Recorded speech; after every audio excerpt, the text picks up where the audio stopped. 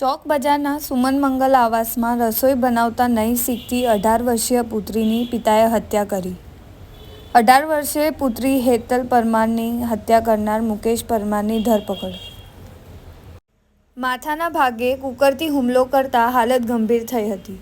હોસ્પિટલમાં સારવાર માટે ખસેડાઈ બાદ મોડી રાતે મોત નીપજ્યું હતું। રસોઈ બનાવવાનું શીખવાનો પિતા મુકેશભાઈ અને માતા ગીતાબેન કહેતા હતા। હત્યા કરનાર પિતા મુકેશ પરમારની ધરપકડ કરી વધુ કાર્યવાહી હાથ ધરવામાં આવી છે।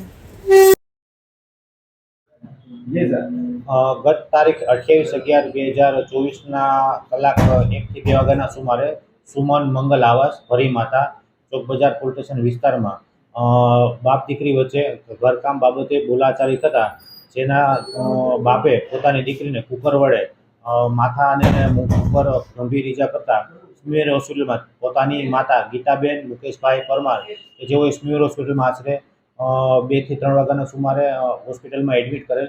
ત્યારબાદ ભોગ બનનાર જે છે એની તપાસ ઇન્વેસ્ટિગેશન ને બધું ચાલુ કરતા ભોગ બનનારની માતા ગીતાબેન પરમારની ફરિયાદ લેવામાં આવેલી અને હેતાલીબેન ઉંમર વર્ષ 18 કે જેઓ છૂટક જોબ કરે છે તેઓની બાપ દીકરી વચ્ચે બોલાચાલી થતા તેઓને એડમિટ કરેલા અને મોડી રાત્રે જે હેતાલીબેન છે ઇસ્મેર હોસ્પિટલમાં ડૉક્ટરે એને મરણ જાહેર કરેલા। ત્યારબાદ મરણ હત્યાનો કલમનો ઉમેરો કરવામાં આવેલ અને હાલ આરોપીને અરેસ્ટ કરેલ છે। તપાસ ચાલુ છે।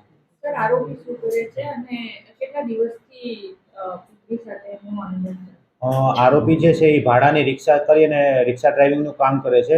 પોતાના સંતાનમાં 2 દીકરા અને 2 દીકરીઓ છે, જેમાંથી બીજા નંબરની દીકરી હેતાલીબેન છે, જે બાબતે છેલ્લા 3 મહિના થયા બાપ દીકરી વચ્ચે અવારનવાર ઘરકામ બાબતે પ્રોબ્લેમ હતા અને કોઈ પણ ફોન આવતો તો કામ મૂકીને જતી રહે, જે બાબતે બોલાચાલી થયેલી, જેમાં ગઈકાલે ઉશ્કેરાઈ અને પિતાએ પોતાની દીકરીને કુકરના 10 થી 12 ઘા મારી અને હોસ્પિટલમાં એડમિટ કરતા મરણ જાહેર કર્યું।